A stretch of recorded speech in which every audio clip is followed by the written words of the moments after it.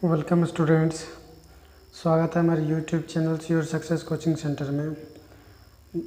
मैं आप सभी को खेल दिवस के लिए आप सभी को बधाई देता हूं। और ये जान लेना ज़रूरी है कि खेल दिवस आखिर आज जो मनाया गया स्कूलों में आखिर क्यों मनाया गया। आज हमारे बच्चे पढ़ रहे हैं लेकिन उनको इतिहास की जानकारी नहीं है।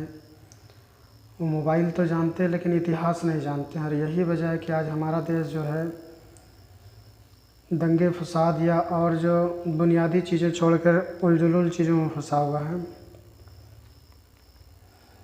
तो सबसे पहले ये जानना होगा कि मेजर ध्यानचंद की आज जन्म शताब्दी है और उनकी जयंती को ही खेल दिवस के रूप में मनाया जाता है। तो ये जानना ज़रूरी था कि हर स्टूडेंट्स को कि मेजर ध्यानचंद कौन थे। मेजर ध्यानचंद एक सैनिक थे। सैनिक होते हुए उन्होंने कि हमारे देश के जो राष्ट्रीय खेल है हॉकी, उनके लिए कई स्मृतियाँ हमारे सुनहरे पन्नों में दर्ज कराई हैं, जिसकी वजह से आज हमारे देश का जो राष्ट्रीय खेल है वो क्रिकेट ना होकर के हॉकी है।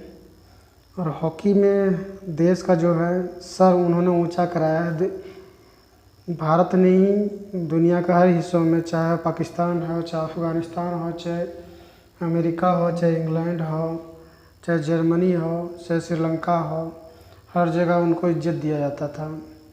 उनके बारे में ये भी कहावत है कि उनके स्टिक से जब गेंद चिपकती थी तो उनसे कोई भी हटा नहीं सकता था गेंद। कई बार उनकी इस चीज़ को लेकर के इंग्लैंड में या तो कह सकते हैं कि जापान के अधिकारियों ने जांच करने की भी कोशिश की कि उनके स्टिक में कहीं गोंद तो नहीं लगी हुई कि उनके गांव स्टिक के पास गेंद पहुंचने के बाद कोई उससे छीन नहीं पाता है। तो याद रखिए कि आज हमारे देश में जो आज राष्ट्रीय खेल दिवस मनाया गया, तो राष्ट्रीय खेल दिवस मनाया गया क्यों मनाया गया ये याद रखिए। राष्ट्रीय खेल दिवस सरकार ने सारे स्कूलों में मनाने के लिए कहा, लेकिन सारे स्कूलों ने खानापूर्ति की। खानापूर्ति करके फॉर्मेलिटी पूरा करके दिखा दिया, लेकिन ये नहीं बताया गया कि आखिर क्यों मनाया जाता है। तो याद रखिए कि मेजर ध्यानचंद की जो स्मृतियां हैं उसको देश के लिए संजोया जाए, लोगों में पिरोया जाए। उसको बच्चों के दिलो दिमाग में जो सचिन तेंदुलकर है, वीरेंद्र सहवाग हैं या विराट कोहली का जो भूत चढ़ा हुआ क्रिकेट का नशा वो उतरे और देश के जो राष्ट्रीय खेल है उसके प्रति उनके मन में इच्छा जागृत हो, ताकि राष्ट्रीय खेल के लिए हम अपने देश हमारे मन में जो विचार है वो मन के में विचार और भी ज़्यादा मजबूत और हम उसके लिए भी तैयारी करें। तो मैं इसी चीज़ के लिए मैं आपको कहना चाह रहा था कि हम इतिहास जानें। हमें जो इतिहास आज बताया जाता है वो इतिहास कहीं अधूरी है और हमारे टीचर्स खुद नहीं जानते हैं सरकारी स्कूलों का इतिहास सही से, तो वो दूसरे बच्चों को क्या बतलाएंगे पता नहीं है। तो चलिए आज हमारा जो टॉपिक है क्लास 10th का है, अम्ल क्षारक और लवण, मैं उसी पे चल रहा हूँ। तो मेरा उद्देश्य जो मुख्य था कि आज राष्ट्रीय खेल दिवस मनाया गया, तो राष्ट्रीय खेल दिवस के लिए आपको कुछ जानकारियाँ दे देना। और मैंने कोशिश किया, ऐसे तो इस पर एक बड़ी लंबी चौड़ी बहस की जा सकती है और लंबी चौड़ी बहस होने के बाद वो लंबी चौड़ी बहस इतनी आसानी से ख़त्म नहीं होने जा रही है। तो ये याद रखिए कि लंबी चौड़ी बहस तो हो जाएगी, लेकिन लंबी चौड़ी जो बहस है उसको ख़त्म करना भी ज़रूरी है और जानकारी देना भी ज़रूरी है। तो उस पर हम आज बात नहीं करूँगा, कभी और उस किसी मुद्दे पर बात इसको छेड़ा जाएगा। आज हम जो हैं पढ़ाई लिखाई पे आए हैं, स्टडी मटेरियल्स पे आए हैं कि हमारे जो 2 मंथ में एग्ज़ाम होगी, फर्स्ट टर्म एग्ज़ाम जो होगी, टर्म 1 एग्ज़ाम क्लास 10th की, उसकी प्रिपरेशन हम कैसे करें और हमारा जो सिलेबस है वो कौन सी सिलेबस पढ़नी है, क्या क्या पढ़नी है। तो उसी में से एक चैप्टर हमारा है एसिड बेसेस एंड सॉल्ट्स, अम्ल क्षारक एवं लवण, उसी से संबंधित प्रश्न है। मैं उसको आपके समक्ष रख रहा हूँ। तो पहला प्रश्न है सिल्वर क्लोराइड AgCl का रंग होता है। तो याद है कि सिल्वर क्लोराइड जो है उसका रंग सफ़ेद होता है, लेकिन जब इसको धूप में रखा जाता है तो इसका रंग भूरे गहरा भूरा धूसर रंग का हो जाता है। तो इसका उत्तर याद रखिए कि सफ़ेद ही होगा, ना कि इसमें जो दिया गया है। क्योंकि किताबों में कई चीज़ें गलत हैं और गलत चीज़ों का प्रमोट करना हमारा आदत नहीं है, नज़रिया नहीं है। तो याद रखिए सिल्वर क्लोराइड का जो रंग होता है सफ़ेद रंग का ही होता है, लेकिन जब ये धूप से ये सूर्य की रोशनी में जब इसको रखा जाता है तो सूर्य की रोशनी के साथ अभिक्रिया कर गहरे भूरे धूसर रंग का हो जाता है। नीला तोता का रासायनिक सूत्र क्या? Copper sulphate. इसको याद रखिए कि कॉपर सल्फेट। तो नीला तोता का रासायनिक सूत्र कॉपर सल्फेट था, CuSO4 × 5H2O। तो याद रखिए कि इसका सूत्र यहाँ क्या आ जाएगा? CuSO4 × 5H2O। अगला प्रश्न हमारा जो दिया गया है, निम्नलिखित में कौन लवण है? तो लवण कौन है? हाइड्रोक्लोरिक अम्ल है, सोडियम हाइड्रोक्साइड क्षार है, पोटेशियम सल्फेट ये भी क्षारक ही है।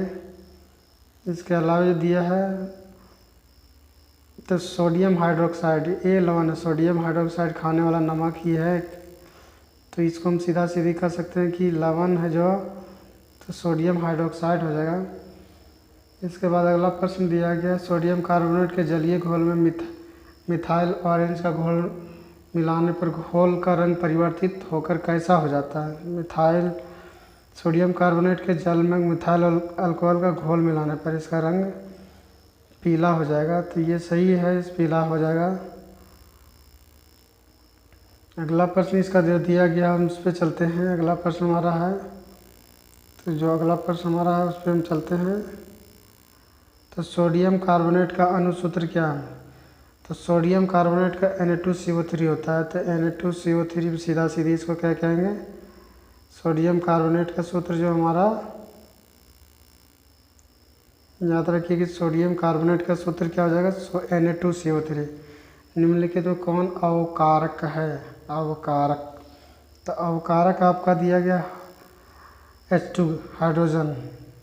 सोडियम क्लोराइड के जलीय विलयन से विद्युत धारा प्रवाहित करने पर यह वियोजित या अपघटित होकर सोडियम हाइड्राइड बनाता है। इस क्रिया को क्या कहते हैं? क्लोर क्षार प्रक्रिया कहेंगे। क्या कहेंगे इसको? क्लोर क्षार प्रक्रिया या क्लोर क्षार अभिक्रिया कहेंगे। अगला प्रश्न दिया गया हमारा, सोडियम हाइड्रोक्साइड का 10 ml विलयन हाइड्रोक्लोरिक अम्ल के 8 ml विलयन में पूर्णतः उदासीन हो जाता है। यदि हम NaOH के उसी विलयन का 10 ml ले तो इससे उदासीन करने के लिए HCl के उसी विलयन की कितनी मात्रा की आवश्यकता होगी? तो 10 है, तो 10 इसको जो सॉल्व किया जाता है तो सॉल्व करने के बाद इसका उत्तर जो हमारा हो जाएगा वो उत्तर हमारा जो हो जाएगा तो उत्तर इसका 16 ml हो जाएगा, 16 ml सॉल्व करने पर। तो ये 16 ml सीधे लिखेंगे। अपच का उपचार करने के लिए निम्न में से किस औषधि का उपचार किया जाता है या उपयोग किया जाता है? तो अपच मतलब खाना ना पचना। इस स्थिति के लिए याद रखिए कि इस स्थिति के लिए हम जो जिस वस्तु का प्रयोग करते हैं वो हो जाता है हमारा एंटासिड। ये प्रतिअम्ल भी कहते हैं। अम्ल प्रतिक्रिया कर सकता है। अम्ल किसके साथ प्रतिक्रिया कर सकता है? तो याद रखिए अम्ल क्षारक के साथ प्रतिक्रिया कर सकता है। तो क्षारक यहाँ पर Na2CO3 है। इसके अलावा इसमें अगला दिया है, CO2 गैस जल में घुलकर कौन सा अम्ल बनाती है? तो CO2 गैस जो है तो CO2 याद रखिए कि जल में घुलकर कौन सा अम्ल बनाती है? तो CO2 कार्बनिक अम्ल बनाता है। तो ये इसका उत्तर हो जाएगा कार्बनिक अम्ल। तो याद रखिए इसका उत्तर हो जाएगा कार्बनिक अम्ल। निम्न में से कौन क्षारक है? तो क्षारक याद रखिए क्षारक कौन है? तो निम्न में से क्षारक जो है कौन है? तो क्षारक इसमें zinc oxide, sulphur dioxide, carbon dioxide, nitrogen oxide. तो जिंक ऑक्साइड क्षारक है।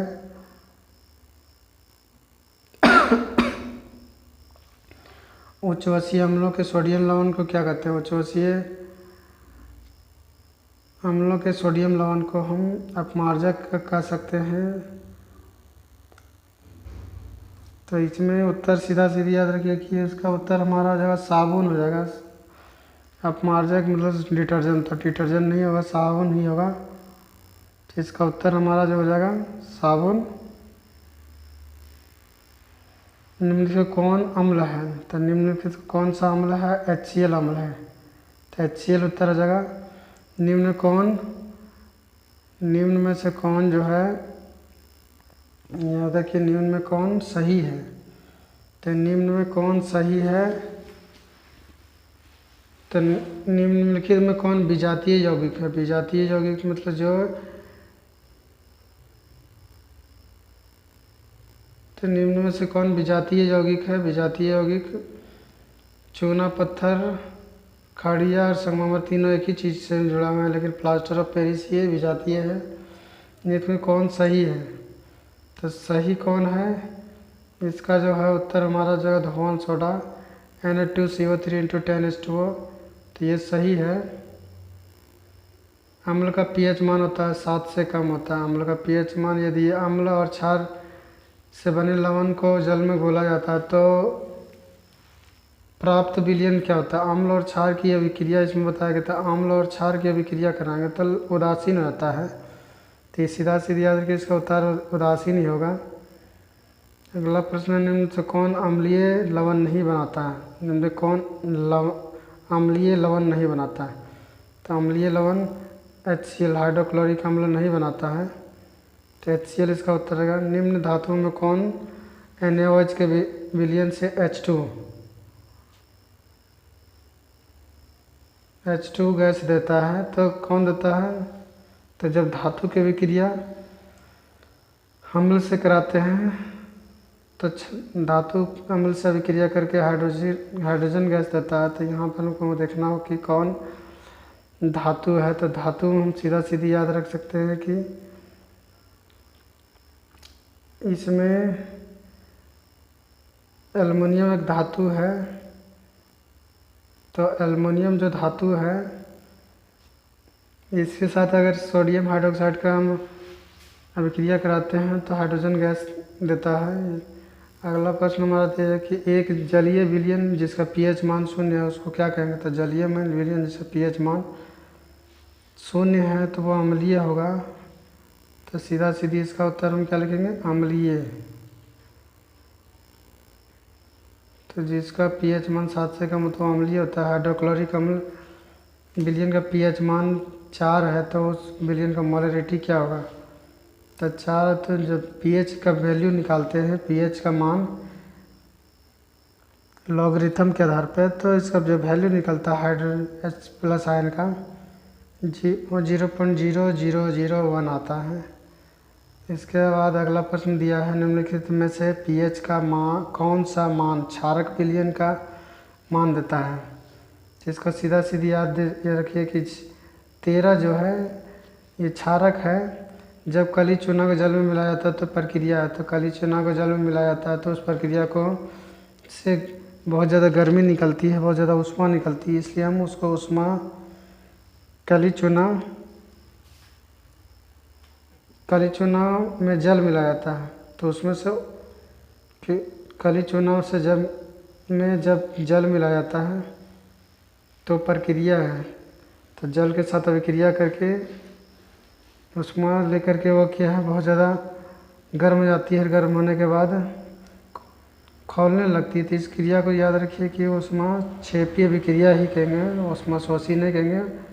ऊष्मा शोषी अभिक्रिया नहीं होगा, ऊष्मा क्षेपी, क्योंकि उससे बहुत ज़्यादा ऊष्मा निकलती है। कार्बनिक अम्ल H2CO3 है तो एक प्रबल क्षार है। क्षीण अम्ल जिसको है प्रबल क्षार नहीं, दुर्बल क्षार है। या क्षीण अम्ल है, कार्बनिक अम्ल है तो क्षीण अम्ल होगा।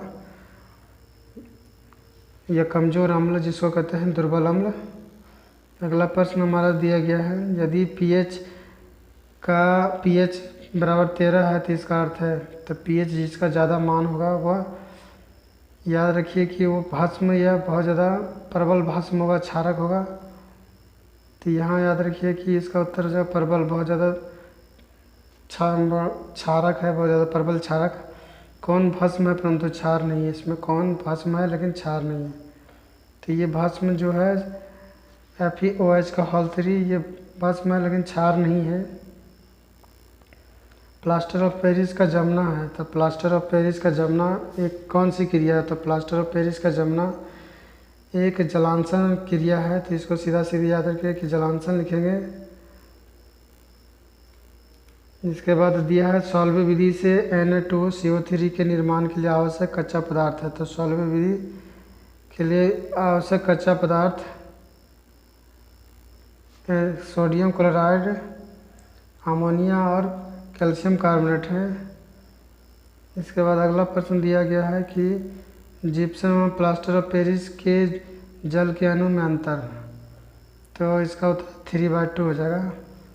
3/2 होता है, 3 सूत्र में वही अंतर है। कैल्शियम सेमी हाइड्रेट और प्लास्टर ऑफ पेरिस 3 × 1/3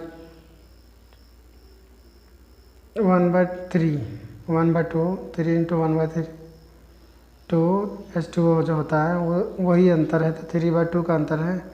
किसी विलयन का pH ज्ञात करने के लिए आवश्यक नहीं है। किसी विलयन का pH ज्ञात करने के लिए क्या ज़रूरी नहीं है, तो इसमें हम सीधा सीधा याद रखें कि लिटमस पत्र जरूरी नहीं है।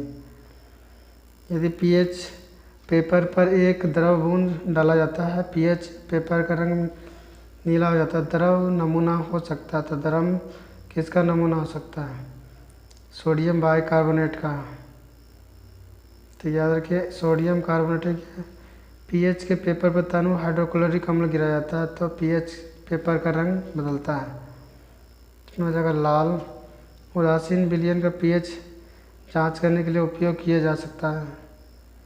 तो याद रखिए इसमें उत्तर हो जाएगा सार्वत्रिक सूचक जो है उसी का इस्तेमाल करेंगे। CO2 एक क्या है, CO2 याद रखिए कि CO2 एक कैल्शियम कार्बोनेट, कार्बन डाइऑक्साइड, क्षारक भी नहीं है, लवण भी नहीं है, एक दुर्बल है, जो क्षीण अम्ल है। हमारे शरीर का pH मान आता है, तो फिर हमारे शरीर का pH मान 7 से 7.8 के बीच रहता है। 7.4 जो शरीर के खून का pH मान होता है। इसके बाद अगला प्रश्न है, इसका जो हमारा आज के लिए इतना ही। इसके बाद जो और भी प्रश्न है इस चैप्टर से उसको मैं कल रखूँगा। तो अंतिम प्रश्न हमारा दिया गया है कि सोडियम अमोनियम क्लोराइड की अभिक्रिया जब हम सोडियम हाइड्रोक्साइड से कराते हैं तो एक गैस रहता है क्रिया के उपरांत, तो वो गैस कौन सा है। तो याद रखिए कि वो जब अमोनियम क्लोराइड की अभिक्रिया सोडियम हाइड्रोक्साइड कराते हैं तो जो गैस बनता है वो अमोनिया होता है सॉल्वे विधि द्वारा।